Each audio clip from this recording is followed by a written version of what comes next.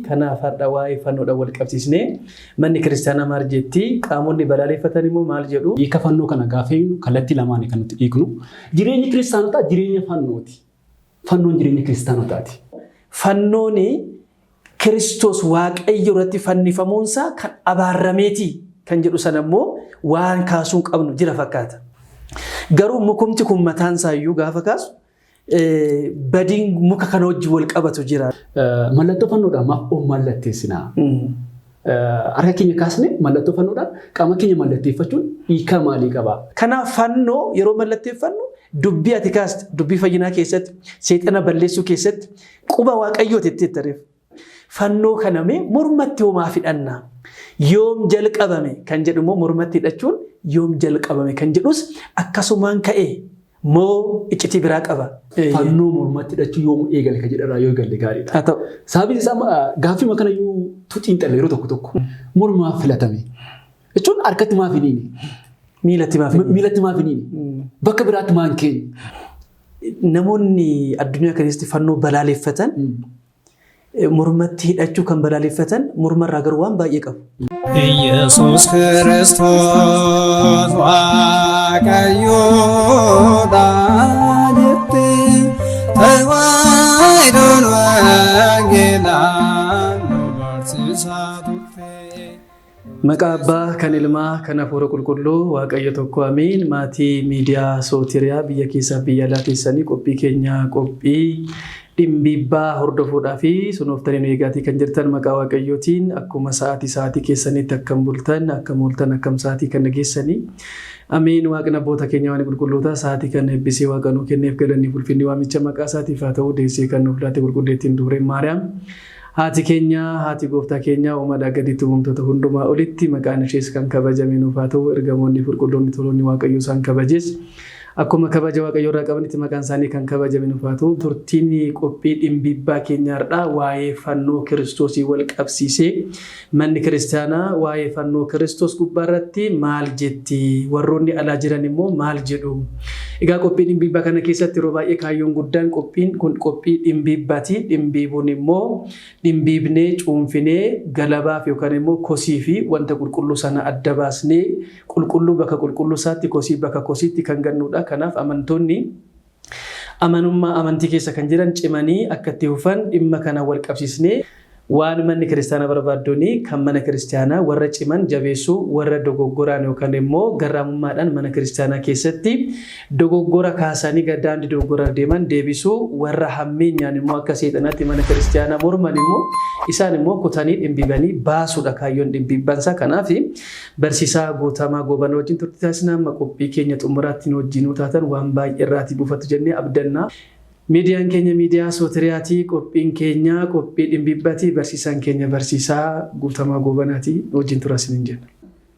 Mee jalqabatti barsiisaa Guutamaanii fannoo gaafa kaasnu gaati dubbiin maddarraatii tolteedha Oromoon yeroo makmaaku. Kanaaf dubbii maddarraa gaafa kaasnu mee fannoo jechuun maal jechuudha jennee qabiyyee isaa kaasnee dhimmoota sana wajjin wal qabatan immoo fannoo keessa jiran sanaa fi wal'aansoo mana kiristaanaa irratti kaka'u sana immoo deebisaa dhimbiibnee meelchaatii deemna waan ta'eef fannoon maali kan jedhu irraatii kaanee mee dubbachaatii deemna jechuudha. Egaati akkuma ati nuuf kaaste jalqaba irratti hiika isaa irraatii sirriitti hundeerraa yoo hubanne gara saakaanitti yoo deebine nutti ulfaatu jechaadha. Kanaaf jalqaba irratti hiika fannoo kana gaafa hiiknu kallattii lamaan kan nuti hiiknu. Kallattiin jalqabaan hiika kallattii isaati. Fannoo kana yookaan immoo jecha afaan biraatiin kiroos yookaan immoo afaan Amaariffaan masqal jecha jedhu kadhadha. Jechi kun hiika kallattii isaadhaan yoo ilaallu wanta wal qaxxaamuraa ta'e wanta ol keessa darbe wayii tokko ta'uusaadha kan inni agarsiisu jechaadha. Inni kun hiika sirrii isaa namoonni kamiyyuu ittiin fayyadamanidha. Haa ta'uti garuu hiika lammaffaa fi kan nu ilaallatu hiika mana kiristaanaa keenya kan isheen itti kennitu yoo ilaallu fannoo jechuun gidiraa jechuudha, rakkina jechuudha, dhiphina jechuudha.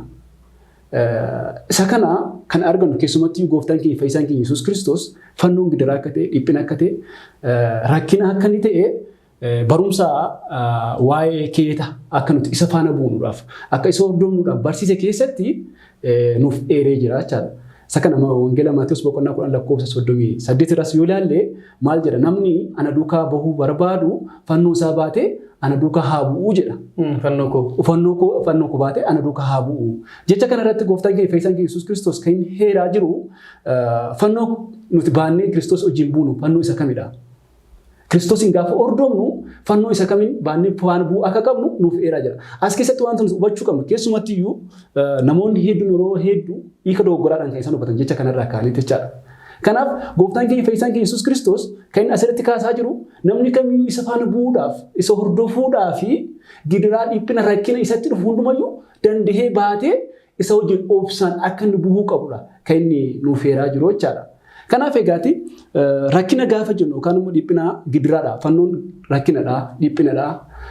Gidiraadha gaafa jennu karaa lamaan ilaaluu qabna jechaadha. Inni jalqabaan rakkina Kiristoos. Kanaaf gooftaan keenya fayyisaan Yesuus Kiristoos gara addunyaa kanaatti erga dhufee ilma namaa fayyisuudhaaf jecha maal ta'e jechaadha? Qaraaniyo gubbaarratti fannifame. Egaa fannoon hiika kan isheen godhatte keessumatti mana kiristaanaa keenya keessatti guyyaa sanarraa kaasteeti.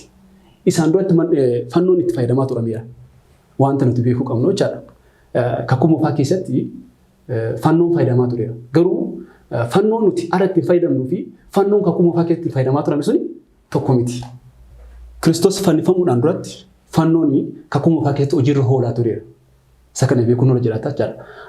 Garuu wanta nuti hubachuu qabnu asirratti faayidaan fannoon kakuu moofaaf kakuu haaraa keessatti qabu garaagara ture. Sadarkaa seenaa irratti jalqaba irratti kan fannoo fayyadamuu eegalan warreen Faarisidha. Akka barreessaan seenaa Herodotos jedhutti jechaadha. Baroota 500 dura, dhaloota Kiristoosiin dura mootiin Daariyoos jedhamu namoota 3,000 ol fannoodhaan fannisee akka inni hadabee ni kaa'aa jira jechaadha. Seenaan yookaan immoo fannoon warreen Fariisotaa biratti eegale kuni Fariisota biratti eegale kuni gara warra Giriikotaaf warra Roomaatti yeroon booda dhufee jira jechaadha.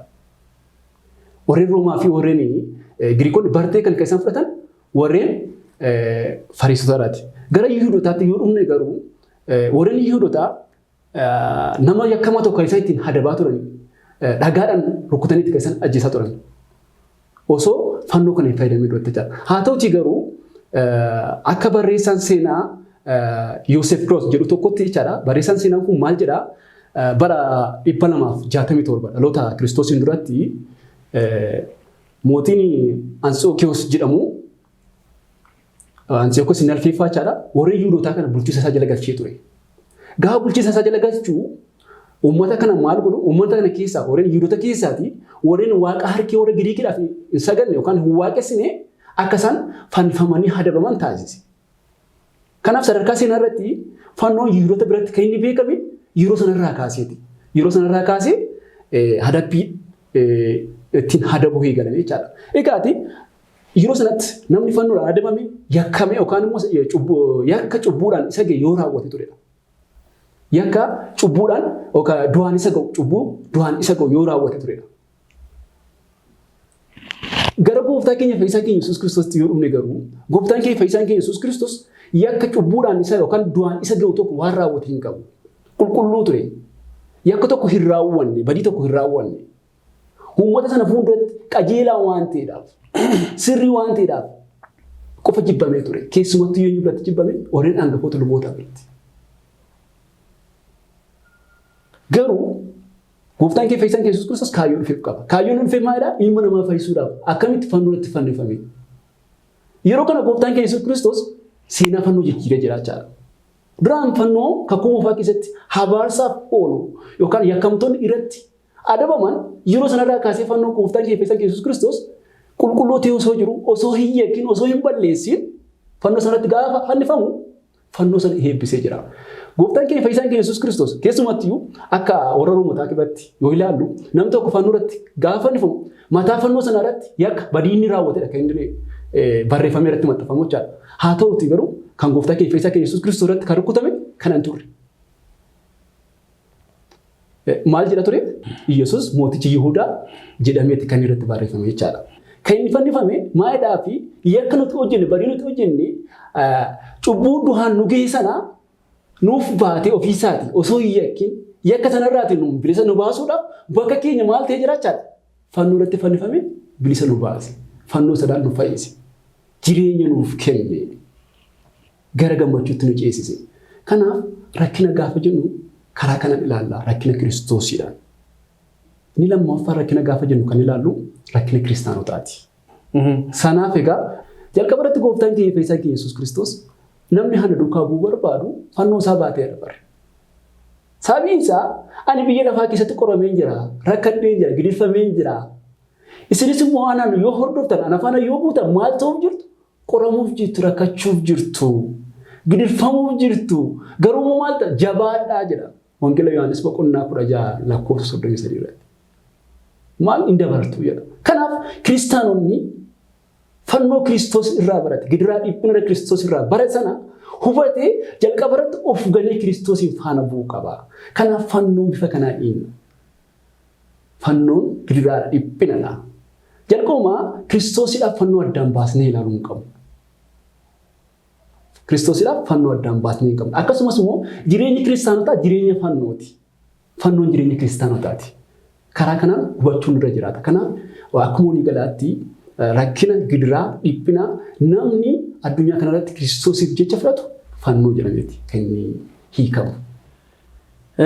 Guddaa galatoomi barsiisaa guutamaa eegaatii yaada fannoo irratti dhimbiibuu gaafa kaasnu eegaatii fannoo hiika isaatiiraatii kaasteetta wanti itti dabalamu yoo jiraate kana yaalu tarii waan baay'een jiraachuun waan natti mul'atan jiru. Kanaaf amma jechuma fannoo jedhu gaafa kaasnu sammuu keenya keessatti maaltu nutti dhufa gaafa jennu wanta lafarraatii ol ka'e tokko. Waa'ee irratti isaa ta'u fakkeenyaaf meeshaa sana fannoo irratti buusi yookaan immoo bakka sanaatti kaa'ee gaafa jennu fannoon wantoota ol ka'ee jiru waa'ee irratti waatu taa'a kan jedhu sana sammuu keenya keessatti gaafa dhufu deebinee jecha afaan amma kaastee reefu kaasteetta afaan ingiliffaatiin cross jetteetta jechi kun afaan warra giriikii warra laatinii irratti dhufe warra roomaa reefu kaasteetta crucifixion yookaan immoo crucifix immoo akkas kan jedhu qaba maqaa kana jechuudha afaan warra kanaatiin gara kanatti gaafa dhufnu reefu gidiraati jettu sana crucifixion gidiraadhameef qarumaati keessa dhiphina jiru sana keessatti crucify kan jedhu sana hiika sanarraatii fidanii akka dhufan maddisaa akkas akka ta'e hiika sanarratti gaafa kaasnu akkuma biyya Faarsitti biyya Faarsii keessatti waaqa lafaa waaqessuudha waaqa Ormuzd jedhamu waaqessu waaqa sanarraatii namni tokko adabbii akkuma jette adabbii yeroo inni balleesse yakka guddaa yeroo inni balleesse adabbii du'aatiin yookaan kutanii yookaan rukutanii ajjeesurra hamma inni hojii hojjete sana wajjin itti quufuu dadhabanii jechuudha. Rasaasaan ajjeesuu danda'u tarii rasaasni yoo jiraachuu baate xiyyoodhaan eeboodhaan ajjeesuu danda'u. Aarii sana haaloo jiru sana itti quufuu dadhabaniit gidiraa baay'eedhaan akka inni du'uuf fannoo gubbaa irratti fannisaa turan jedha tokko. Lammaffaa irratti immoo waaqni isaanii kuni waaqni harkeen kuni lafarratti namni cubbamaan kun yoo du'e dhiigni isaa waaqa keenya xureessa jedhanii immoo yaaduudhaan kan ka'e waaqa keenya xureessa.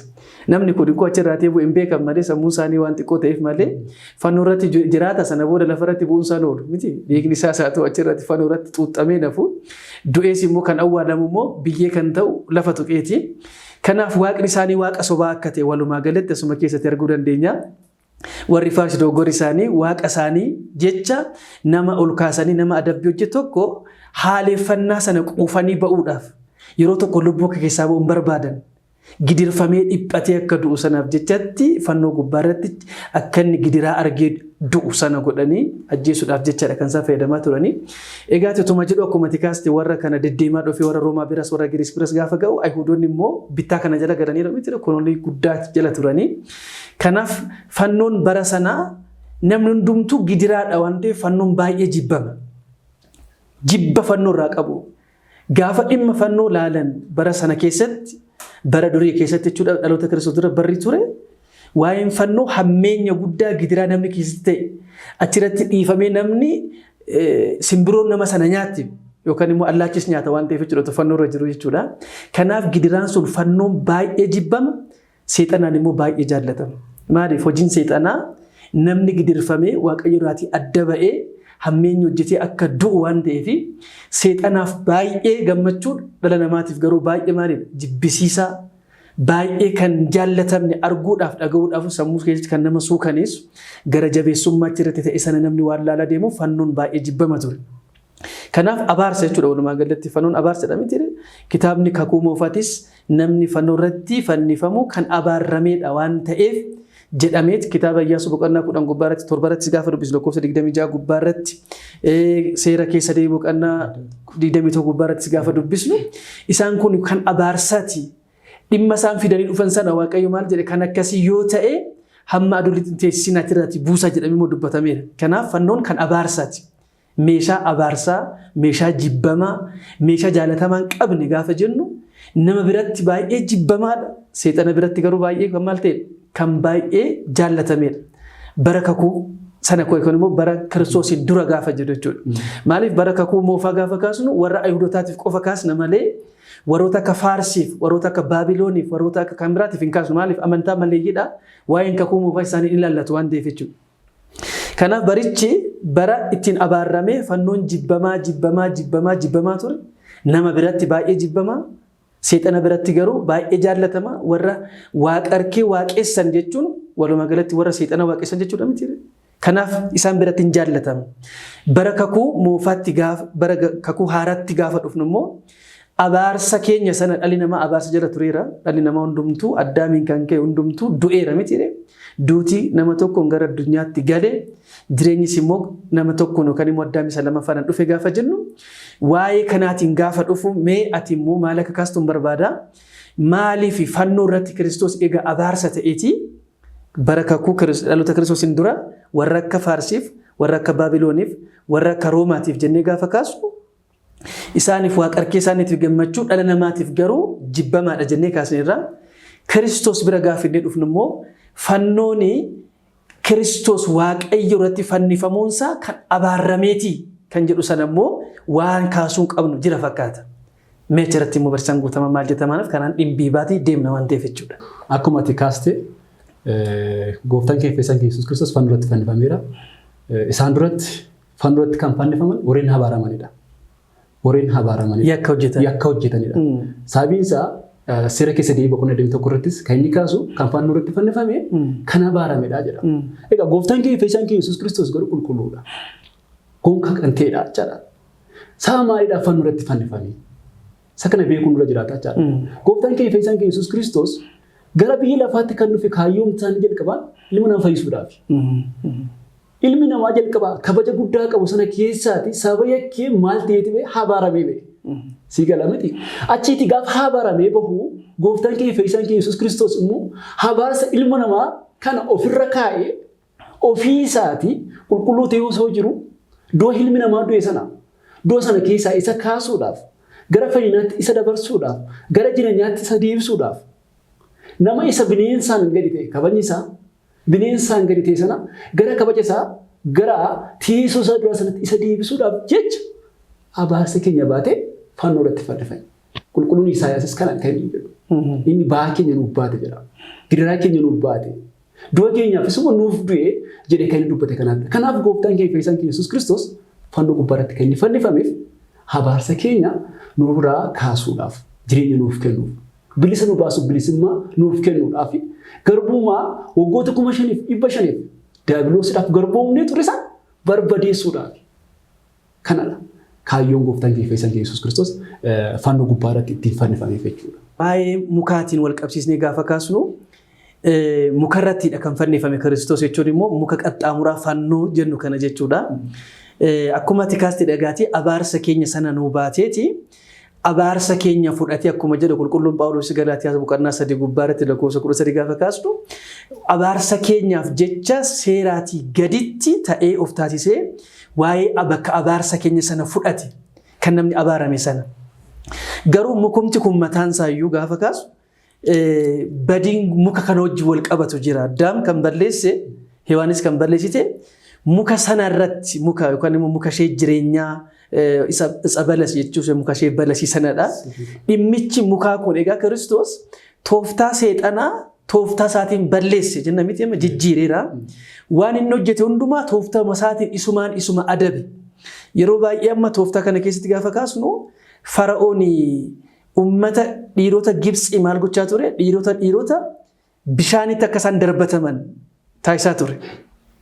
Dhumarratti garuu adabbuma inni baaseen warri fara'oonii fi loltoonni isaa hundumtuu maalitti dhuman? Bishaanumatti dhuman. Kanaaf bishaan hojumu waan ati baasteen adabamta. Kanaaf seexannis muka sana nyaachisee Addaamii fi Hewaaniin muka sana akkuma dogoggorsiise mukuma irratti fannifamee immoo gatii mukaa sanas nutti hubachiisuudhaaf dhuguma oolmaan nuu kafalame sun dhugaa akka ta'e isumaan akka nuu mirkanaa'e dhiibbaan yookaan immoo abaarsi nurra ture sun abaarsa mukaatiin nutti dhufe muka nyaachuudhaan dhufe sun muka irratti fannifamee immoo inni kan tuqe maaliif mukti urgooftuun tuqe maal jedhe urgooftuu jedha miti. Kanaaf Kiristoos qulqulluun isa abaarame sana akkuma qulqulluun Poolikarpas maal jedhe nuti gaarii hamaatti hin jijjiirru. Hamaa garuu maalti jijjiirra jedhe gaariitti jijjiirraa jedhe. Kanaaf isa hamaa ture sana isa abaarsa ture sana gara nageenyaatti gara jaalalaatti gara dhiifamaatti fiduu danda'uudhaaf Kiristoos immoo waaqadha. Waaqadha miti. Kanaaf dhiigni Kiristoos dhiiga qulqulluudha.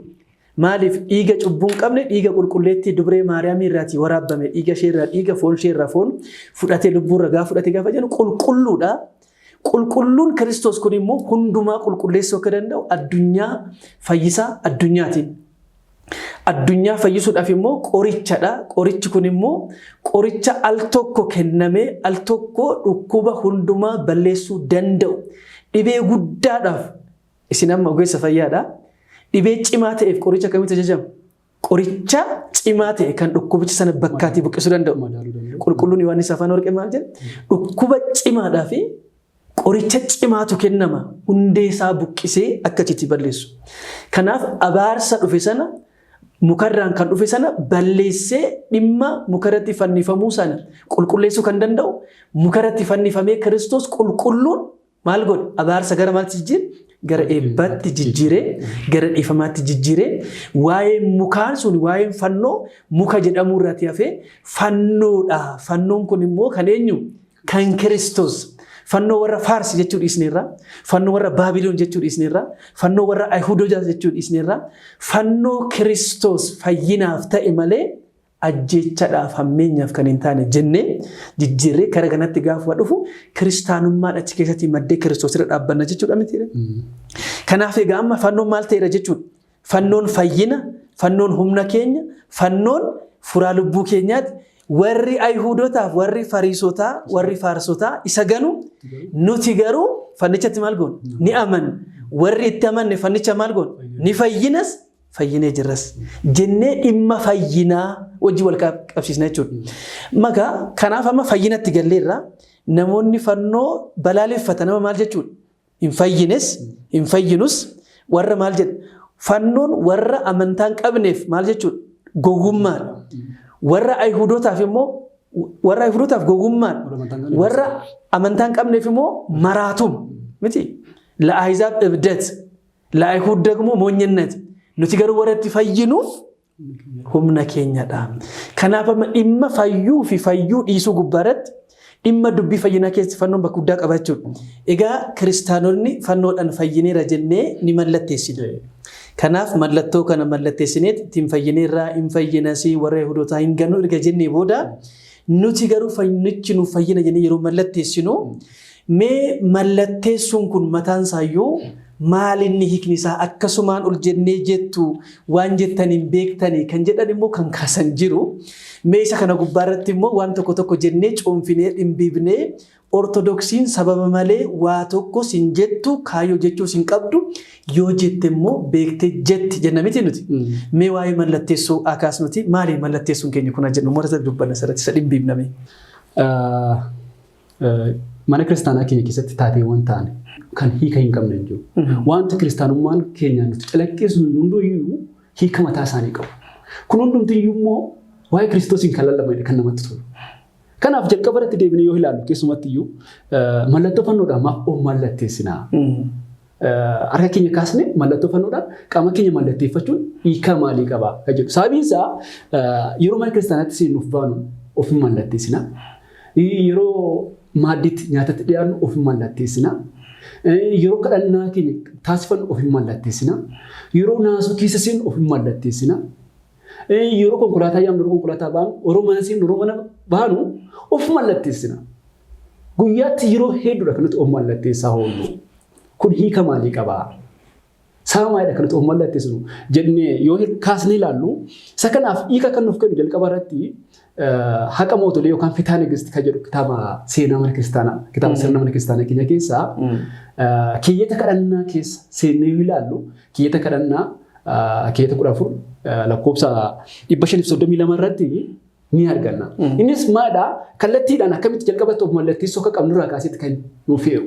Sababiin isaa hojii nuti hojjennu hedduun isaa yeroo baay'ee sirrii fakkaatee barteedhaan wantoota dogoggoraa warra raawwatu ni jira.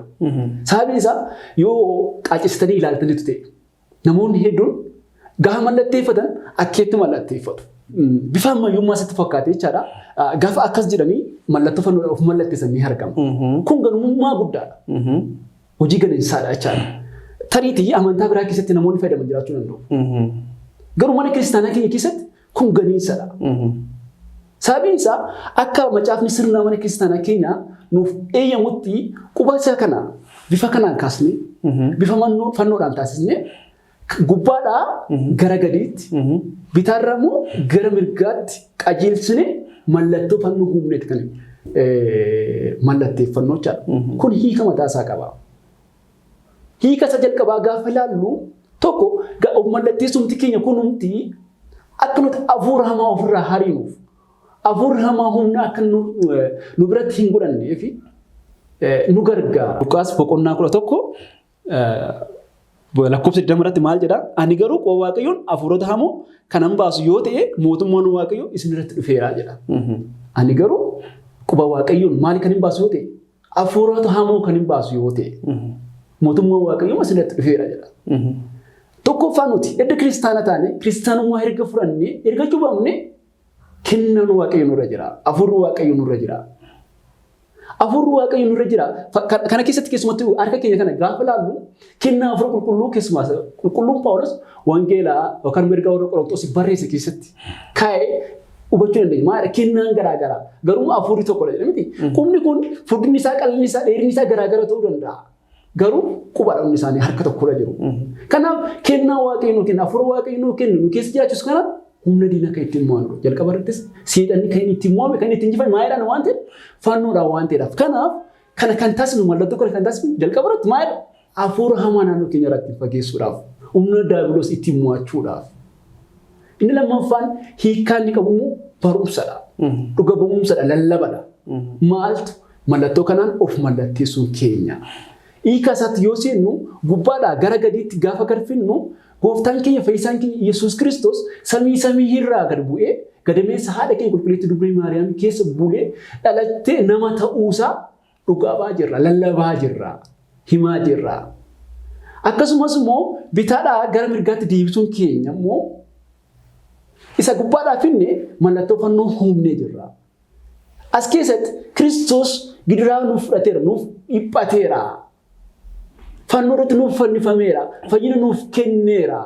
Karaa fannifamuu Kiristoosiin fayyinee jirra. Jennee lallabaa jirra. Lammaffaan immoo Kiristoos fannifamuu isaadhaan fannoo irra hooluu isaadhaan nu warreen kaleessaa saba yakka keenyaa saba badii keenyaadhaan si'ool seennee turre gama bitaatti darbatamnee turre si'ool keessaa nu baasee gara bitti nu deebisee jira. Gara jannataatti nu deebisee jira. Gara jireenyaatti nu deebisee jira. Kanadha kan nuti lallabaa jirru. Kanaaf mana kiristaanaa keenya keessatti dubbiiwwan tokkoon ishee hiika qabdi. Keessumattuu dubbiiwwan kun immoo waa'ee Kiristoosiin kan lallabdudha. Dhugaa kan baatudha jechaadha. Kanaaf callisnee miti lafaa kaanii kan nuti of mallatteessinu. Namoota hedduutti wanta nuti hiika hin qabne akka raawwataa jiru itti fakkaachuu danda'a. Nuti garuu Kiristoosiin lallabaa jirra. Gaafa nu mallattoo kana godhannu eenyuudhaaf ifaadha. Nuti kiristaana akka taane namni hundiyyuu hin beeka. Kiristaana ta'uu keenya beekanii taanaan Kiristoosii isa fannifame lallabaa jiraachuu keenya hubachaa jiru jechaadha. Kanaaf mallattoo kana fayyadamna. Manni kiristaanaa keenyas sirna kana kan isheen kiristaanotaaf dabaltee tokko hafuurota sanarraa akka hin ofeegu lammaffamu waa'ee Kiristoosiin akka lallabduuf jireenya isheedhaan oolmaa isheedhaan gaafa baatu gaafa galtu mallatteeffatanii ka'uun Kiristoosiin na dursi na fuuldura bu'e. Ati waa'ee koof jettee fannifamteetta, waa'ee koof jettee gidirfamteetta, ati inni waa'ee koof gidirfamte dhibbaatte sun na geggeessi na faana ta'e. Hiika jiru waan qabuudhaaf mana kiristaanaa keessatti kan itti fayyadamnu. Barsaa guutamaa guddaa galatoomii amma gaa dubbiin dhibbibbaa asirrattidha. Waa'ee mallatteeffachuu jennee kaasteetta. Akkamitti akka mallatteeffannu gubbaadha gaditti qubni akeektuu kun bifa fannoo Kiristoos mallattoodha jenneemi. Mallattoo jechuun mataansaa in mallatteeffanna gaafa jennu mallattoo gaafa keessu bakka keessana bakka bu'amee amma fakkeenyaa fi waajjira dhaabbatoo keessatti itti geggeessaa yoo taate mallattoo ati mallatteessite sanaatiin dhaabbatichi sun bakka bu'a. Kanaaf dhaabbatii sanarraati barreeffamuu isaa dhaabbanni sun kan isaati yookaan abbummaa sanatti itti gaafatamummaa qabda jedhamee gaafa kaa'u mallattoo ati mallatteessisan ta'a. Kanaaf mallattoo nuti mallatteessinu kuni nuti kennamni keenya kan eenyuti jenne jechuudha. Kan Kiristoosiin abbummaa nurraati kan qabu eenyudha. Kan Kiristoos nuti meeshaa Kiristoosidha. Maaliif Kiristoosiin maal jedhamneerra? Kiristaana jedhamneerra waan ta'eef. Kiristaanummaan Kiristoos irraa dhufe. Kiristoos immoo waaqa uumaa jiraataa kan jiraachisu, kan balleessu, kan uumu, kan dabarsu, kan nyaachisu waaqadha. Kuni waaqadha. Waaqa qulqulluu Sillaasee keessaatii waaqa tokko kan ta'e qaama tokko qaama adda ta'een dubree Maariyaamiraati kan dhalate. Nuti amma yeroo mallatteeffannu maal jenna? Qaama keenya guutuu jennami. Fuula qofa mallatteessinu. Qaama keenya guutuu al tokkos haa ta'u al sadi mallatteessina gaafa jennu qaama keenya guutuudha jechuudha. Qaama keenya guutuu gaafa jennu kitaabni akkuma jedhu eenyummaa kee guutuudhaanii qaama kee guutuudhaanii eenyu kee jaalladhu jedhame waaqayyo kee jaalladhuudha. Kanaaf nuti kana booda yoo jiraannes kan keenya miti yoo duunes kan keenya miti gatiidhaan bitamtaniittu jedha qulqulluun Phaawulos miti. Kanaaf yoo duunes yoo jiraannes kan eenyudha. Qabeenyummaan keenya kan Kiristoos akka ta'e Roomee boqonnaa 14:7 gubbaarratti kana booda kan ofii jiraatus hin jiru, kan ofii du'us hin jiru, yoo duunes yoo jiraannes kan Kiristoos. Kiristoos isa kam? Qulqulluun Phaawulos Kiristoos isa fannifamee lallabnaaf nuti jedhee adda baaseedha. Nuti Kiristoos isa fannifamee lallabna. Fannoon warroota badaniif gowwummaadha malee warra ittiin jiraannuuf nu'iif garuu jireenyadha. Kanaaf jireenya lallabna jechuudha. Nuti jiraattotadha kan eenyu kan waaqa jiraata kan Kiristoos. Kanaaf akkuma ati kaaste amma dubbii fayyinaa kaasne argitee fannoo irratti amma reefu kaasne dubbii fayyinaadha. Kiristoos waaqayyo inni qaama adda ta'een samiirraatii bu'ee dubree Maariyaamii keessa bulee yookaan immoo ji'a 9 guyyaa 5 ture dhalatee sana booda jireenya bitaa turre jechuun bitaan immoo maalidha? Kan seexanaa, kan ibidda bara baraa, kan du'aa, kan abaarsaa, kan gabrummaati. Achi keessa maalitti dhufne? Mirgatti. Maaliif mirga kee ergi jedhamiti? Mirgatti jireenya bara baraatti jireenya mootummaa samii isheen dabarretti nu deebise. Eenyu? Kiristoos. Maalirratti? Fannoorra bulee mallattoo fannoo sana qulqulleessee teessoodha.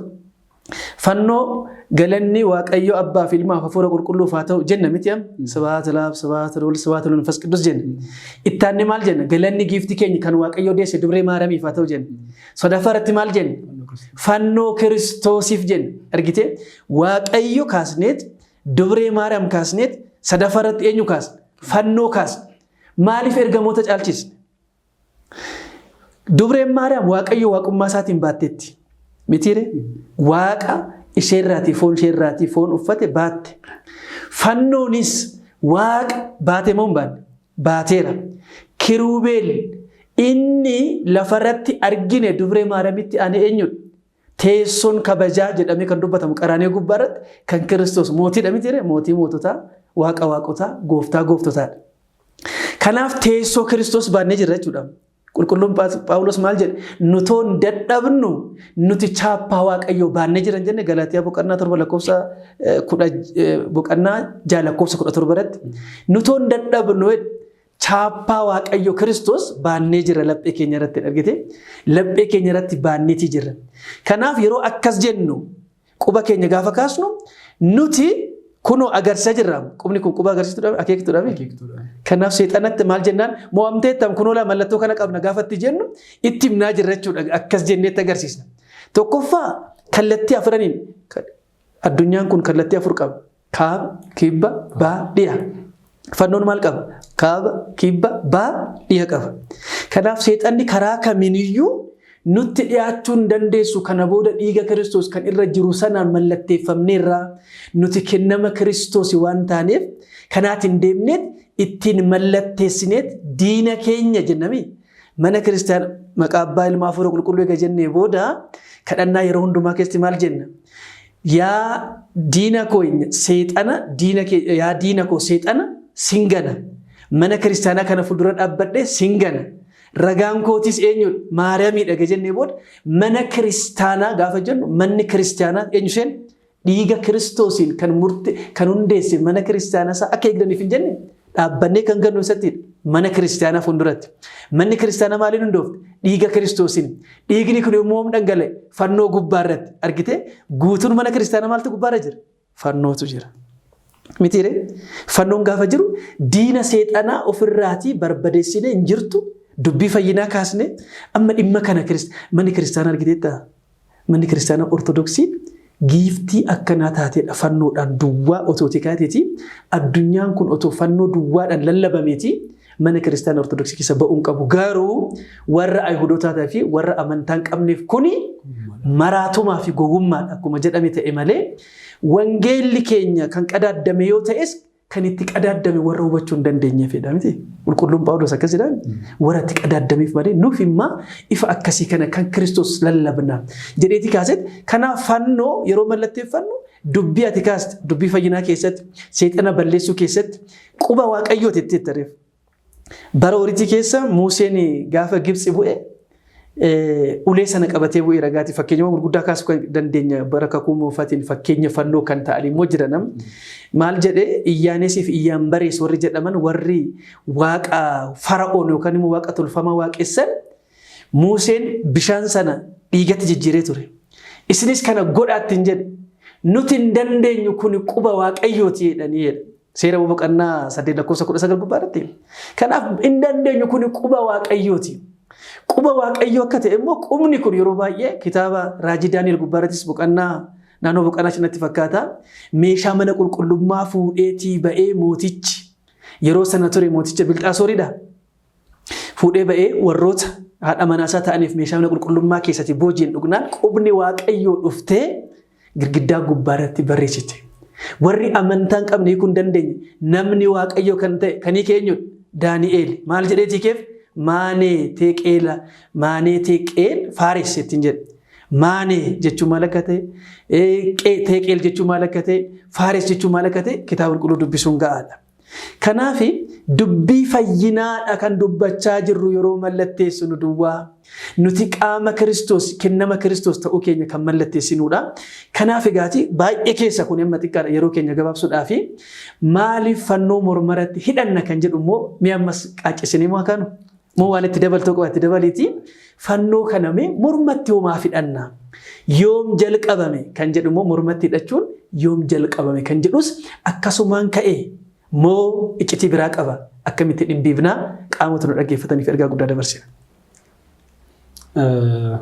Egaati yaada bal'aadha kan nuuf kaastanii jirtan keessumatti iyyuu dhimma of mallatteessuu wajjin sarratti waan tan dabaluun qabu yeroo keenya faana akka nuuf deemuuf jecha gara gaaffii isaatti nutti yoo darbu fannoo duraa duuba isaa akka nuuf eeguudhaaf fannoo mormatti hidhachuu yoomuu eegale kan jedharraa yoo eegalle gaariidha.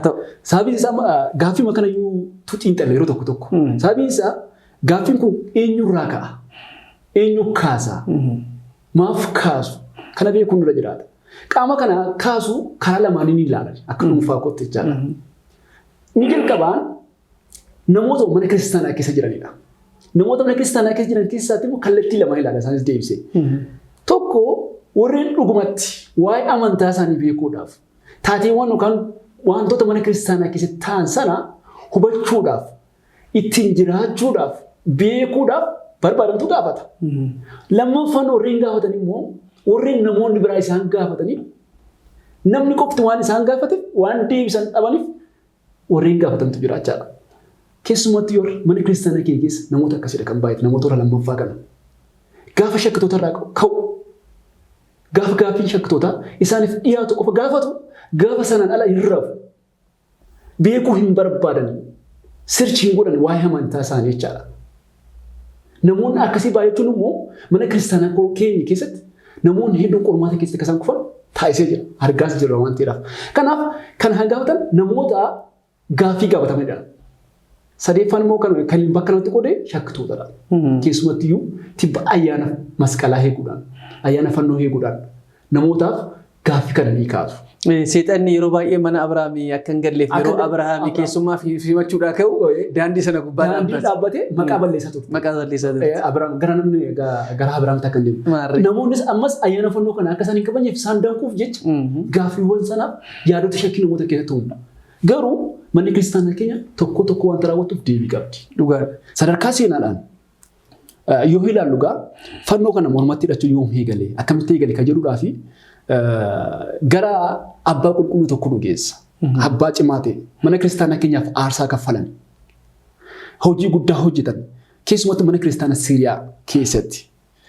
Yookaan immoo Oriental Orthodox jedhamu obboleewwan shanan Oreen jedhamanii waamamaa turan sana keessatti abbaa seenaa guddaa hojjetanii fi yeroo hanga har'aatti Siiriyaa keessatti maqaa isaaniidhaan illee akka dhaamu taasifamu seenaan sun gara sanatti nu geessa. Abbaan kunii abbaa qulqulluu Yaaqoob jedhamu.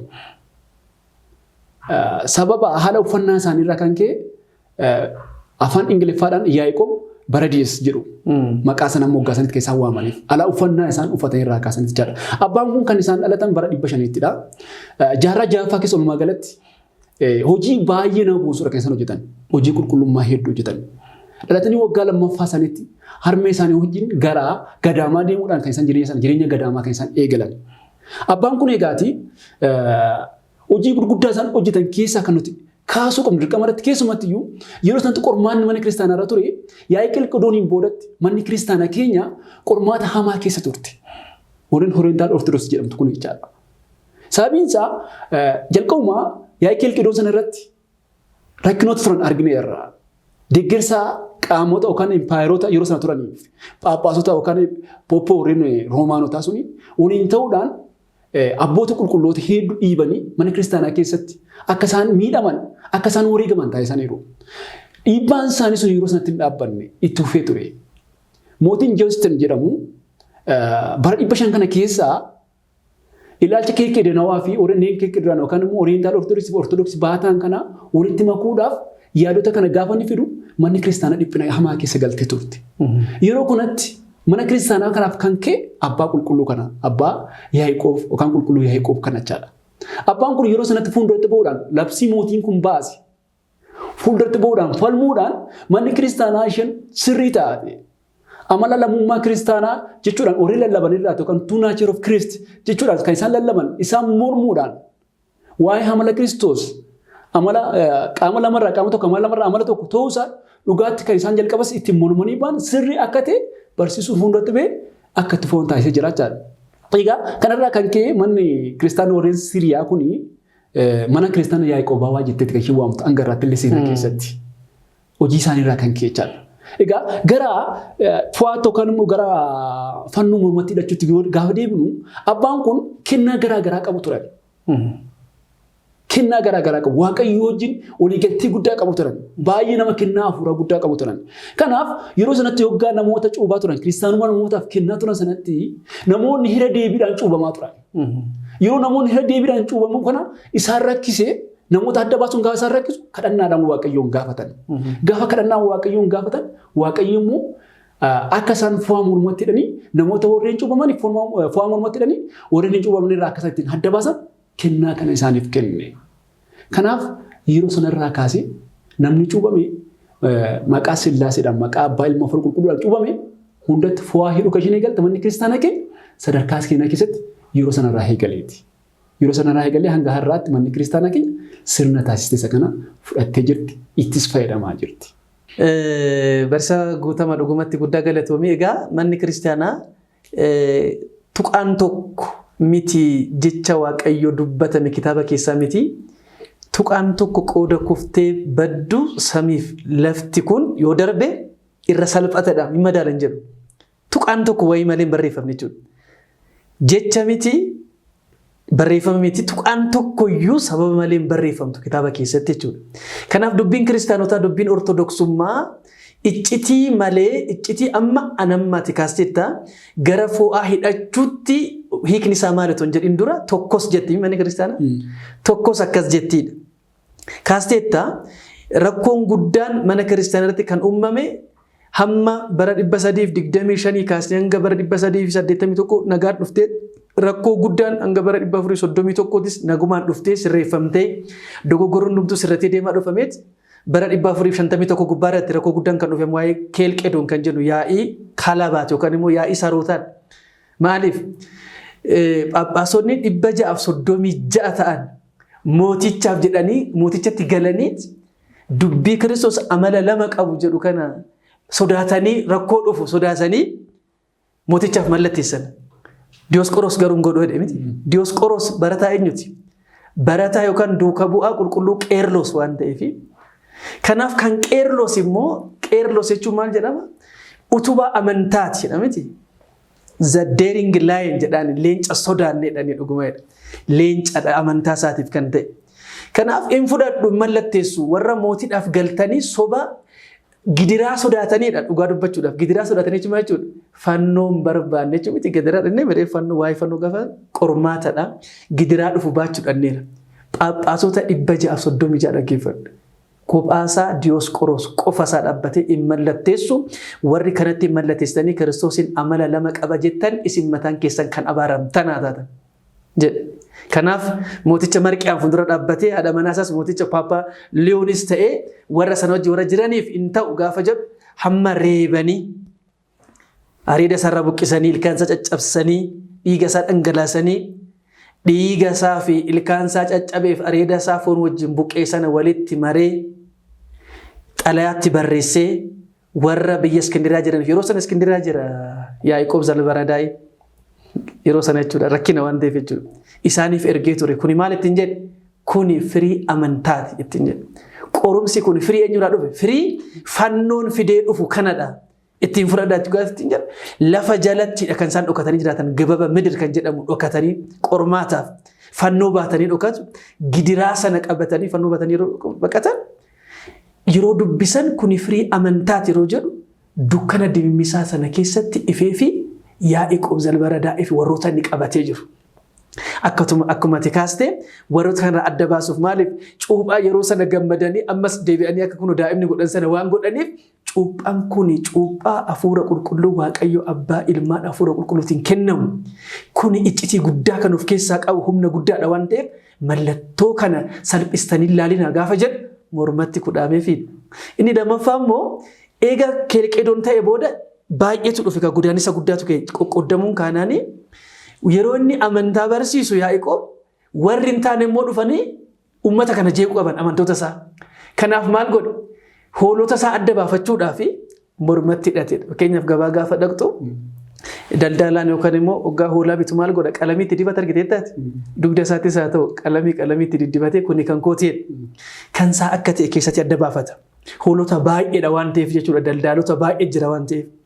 Yeroo sana shakkitoonni baay'ee yeroo ka'an kan koo kana kanatti dabalte irratti kan kee irratti akkuma kaaste kan cuuphamaniif kan cuuphaman adda baasuudhaaf deebi'anii waan cuuphaniif waan jeeqaniif kanaaf itti deebitanii nan jeeqinaa jeequmsa kan uumamne tokkoffaa immoo gadi buusanii akka hin ilaalle waa'ee cuuphaa sana lammaffaa irratti immoo warroota shakkitoota kana irraa adda baafatee hoolota kana kan koodha sagalee koo hin beeku miti Kiristoos. Sagalee isaa kan barsiisan Abbaa Ilmaa Hafuura Qulqulluutiin kan koodha kan jedhu adda baafachuudhaafis immoo kan akka godhe immoo hin kaasu tokkos jedhamee gaafa dubbatamu. Mee mormatti hidhachuun mataan sammuu hiika maalii qaba kan jedhu mi'ati immoo cuunfiitii dhimbiibiitii dhugaa jiru kana fidi kottu. Mormi maaliif filatame? Kan jedhu yoo kaasni ilaallu keessumatti yuugaa manni kiristaanaa keenya gaafa cuubdee kaatu guyyaa 48tti cuubdee gaafa kaatu akkasumas immoo namoota amananii gara kiristaanummaatti dhufan barsiistii gaafa cuubdu morma isaanii irratti mallattoo fannoo fo'adhaniitiif jechaadha. Mormaaf filatame. Jechuun harkatti maaf hiniini? Miilatti maaf hiniini? Bakka biraatti maan keenya mormaaf filatamedha. Kanaaf as keessatti wanta nuti hubachuu qabnu wantoota gurguddaa lama kaasnee ilaaluu qabna as keessatti jechaadha. Inni jalqabaanii aarsaa kaffaluuf namni keessumatti manni kiristaanaa keenya gaafa cuubdee fo'a mormaa hiitu imaanaa yookaan erga dabarfataa jirtu tokko ni qabdi. Ni jalqabaanii mormatti kan isheen hiiteef namni kuni arraa kee cuubameera. Kanaaf maal ta'uu qaba? Aarsaa kaffaluuf qophaa'uu qaba. Aarsaa kaffaluuf qophaa'uu qabaaf eenyuuf Kiristoosiidhaaf. Egaa wareegamtoota hedduu ilaalle wareegamtoonni hedduun kan isaan wareegaman morma isaaniidhaan muramaniiti. Nama tokkos lubbuu baasuu yoo barbaanne ala salphaatti namni sunni dafee kan inni du'uu kan danda'u yoo mormi isaa gorraameedha yoo mormi isaa murameedha jechaadha. Kanaaf jireenya namaa keessatti morma murteessaadha. Namni nama jaallatu morma kenna. Ani morma koon siif kenna jedha bara. Sababiin isaa jireenya waan taateedhaaf. Kanaaf Kiristoosiidhaaf morma isaa akka inni kenne. Kiristoosiidhaaf akka inni kudhaamame. Kiristoosiidhaaf jecha aarsaa kaffaluuf akka inni jiru beeksisaa jirtu manni kiristaanaa keenya. Kanaafidha namni fo'aa gaafa morma isaatti kaawwatu callisee miti. Tariitii namoonni osoo hiika isaa hin beekin fayyadaman jiraachuu danda'u. Keessumattuu yoo mana kiristaanaa keessa osoo hin taane alattis namoonni hedduun isaan fannoo godhatanii agarra. Namoonni hedduun miidhaginaaf osoo godhataa jiran ni agarra. Nuti isaan ilaaluu hin qabnu. Hiika isaa sirrii sana beekuun irra jiraata jechaadha. Kanaaf mormatti godhachuun keenya waa'ee Kiristoosiidhaaf dhiphina ni fudhanna. Morma keenya ni kennina, ni gidirfamna. Sababiin isaa gooftaan keenya Fayyisaan Yesuus Kiristoos dubbateera. Maal jedha? Namni duukaa bu'aa maal ta'uuf jira jedha. Gidirfamuuf jira, dhiphachuuf jira, rakkachuuf jira. Hidhee jira waan ta'eedhaaf manni kiristaanaa gaafa fo'aa mormatti hiitu namni sun akka inni of qopheessuudhaaf. Maalidhaaf? Aarsaa ta'uudhaaf, waa'ee Kiristoosiif wareegamuudhaaf. Kan Kiristoos waan ta'eef meeshaa Kiristoos waan ta'eedhaaf kanaa booda loltuu isaatiidha. Waa'ee isaadha kan inni dubbatu, waa'ee isaadha kan inni dhugaa ba'u. Kanaaf isa kanaaf akka inni of qopheessuuf jecha maal goote? Mormatti hiitee gadhiisti. Kun hiika isa jalqabaati. Lammaffaan immoo gaafa biraatti yoo ilaallu fakkeenya waadaa eeguuti. Keessumattuu macaafa fakkeenya boqonnaa 8 lakkoofsa 20-21tti jiru yoo dubbisu maal jedhaa? Yaa ilma koo abboommii abbaa kee eegi. Barsiisa haadha keetii hin tuffatiin. Garaa kee keessas kaawwadhu. Morma keettis immoo hidhadhu. Yoo deemtu maal si godha? Si geggeessa. Yoo raftu si eega. Yoo dammaqtu sitti odeessa jechuudhaan ogeessichi fakkeenyaan dubbatee jira. Kun fakkeenya waadaa eeguuti. Ogeessi kun kan inni gorsaa jiru ilmi sun waadaa abbaa isaa akka inni eeguuf waadaa itti kenname sanaaf morma isaa irratti hidhatee akka inni deemu. Garaa isaa keessa akka inni kaawwatu. Dagachuu akka inni hin qabne. Garaa keessa kaawwachuun akka inni hin dagannedha. Morma isaa irratti hidhachuu jechuun immoo namni suni akka yoomiyyuu taanaan akka hin ganne akka hin daganne isaaf jecha morma isaa kennuu akka qabu wareegamuu akka inni qabu kan agarsiisudha. Kanaaf waadaa Kiristoos irraa fudhannee qabna mucummaa Kiristoos. Mucummaa guyyaa cuuphamne sanatti jechaadha. Mucummaa Kiristoos irraa fudhanne sana morma keenya kennina malee Kiristoos irraa adda hin baanu. Kanaa booda nuti jireenya keenya Kiristoosii wajjini. Kanaa booda kan nuti lallabnu Kiristoosidha. Hiika jedhu waan qabuuf waadaa sana eeguuf jecha morma keenyatti kan hidhannudha. Asuma irraatiin maaf fannoo immoo filatanii? Isa kana ilaaluun irra jiraata. Namoonni addunyaa keessatti fannoo balaaleffatan mormatti hidhachuu kan balaaleffatan morma irraa garuu waan baay'ee qabu. Waan baay'ee godhatu. Warqeewwan gurguddaa amma sansalata saree ga'u qabu morma irraati.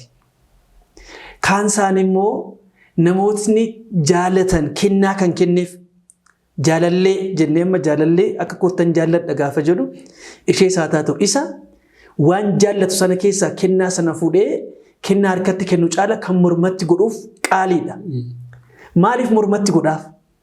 Kan kootii nan dhiistuu nan dhiisu waadaa jedhu agartee kun nama biratti. Nuti immoo eenyu wajjin waadaan keenya? Kiristoos wajjinidha.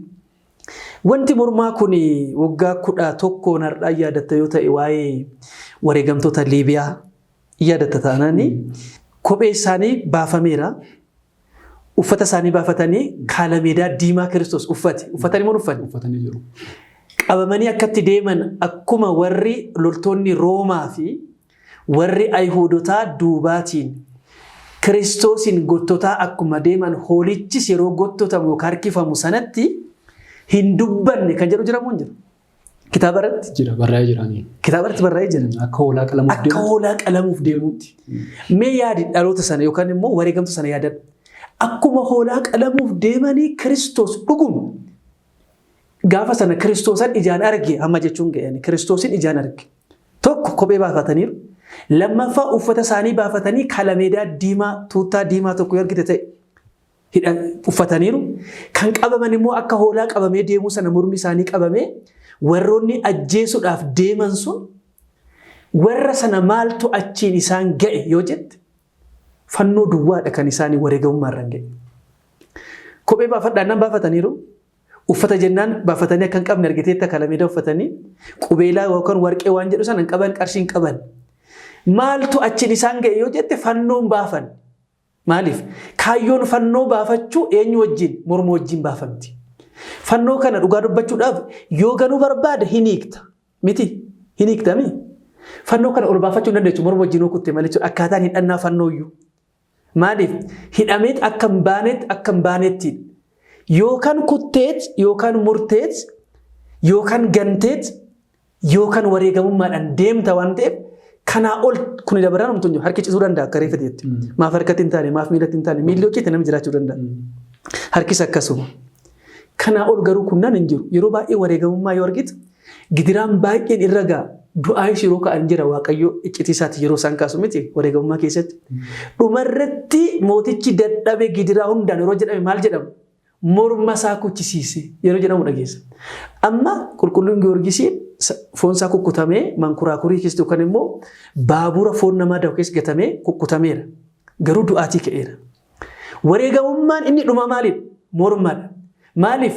Mormi kuni qaama hundumaa baateera. Qaamni kana gadi jiru harkifamaadha dhugaa dubbachuudhaaf. Amma makiinaan tokko konkolaataa harkisu jira miti gaarii duubaa qabu. Amma kana oltu baatee jira. Qaamota miira gurguddaa kan qabnu eessaatti ol mormatu baatee jira.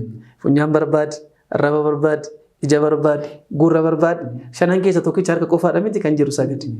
Kanaaf hundumaa baatee kan jiru mataan dhiirotaa Kiristoos. Dhiironni immoo mataa dubartoota jedha miti. Mataan keenya eenyudha? Kiristoosidha. Mataa maaltu baatee jiru? Mormadha.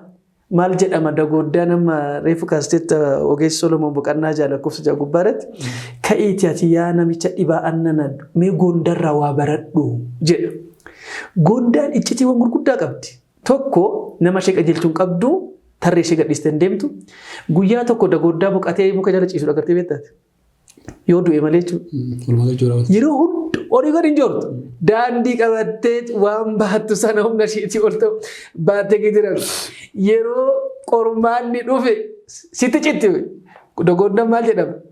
Maqaan baduu mannaa mataan baduu jettee goondaa sitti cittidha. Yeroo agartee goondaan hosinii iddoo ta'e ofitti kutte mormatu sirratti hafa. Maaliif maqaan baduu mannaa mataan baduu wayya. Kanaaf mataa keenya kennina. Maaliif? Mataan keenya Kiristoos. Mataan kun baattamee kan jiru morma gubbaadha. Kanaaf wareegamummaa sana baachuu iccitii guddaa qaba. Miidhagina miti faaya miti kan godhannu sun. Kiristoos wajjin waadaa qabna. Waadaan kun immoo hamma du'aatti yoo amanamte gonfoo jireenyaan sitti kaawwisa jedhamti. Gonfoo jireenyaa kana kan kaawwattu eessatti? Mataa keettidha. Mataa kana maaltu baatee jira? Morma baatee jira. Kanaaf gaafa wareegamtoonni Liibiyaa morma keenya wajjin kunnee deemna malee fannoon kunnuu birrii laanneerraa uffata baafanneerraa kophee keenya laanneerra homaan qabnu isaan kun lafaa dhufan lafatti deebi'u. Fannoon Kiristoos garuu eenyurraa dhufe? Samiirraatii amantaa wajjin nuu kennamte waan ta'eef kanaaf Kiristoos wajjin jiraachuudhaaf mallattoon viizaan ittiin agarsiisu. Fannoo mormatti hidhachuu mormi keenyarra kan jiru mallattoo samiirraa dhufee kan jedhu sana akkan kaasuu fi eebba wareegamtoota jaarraa 21ffaa jedhamanii eebbi kun kennameefira. Maqaan kun moggaasni kun kennameefira. Wareegamtoota jaarraa 21ffaa eebbi isaanii hunduma keenyarraa bulu maaliif fannoo fidanne kan jedhu irra jirta mee dhimbiibi.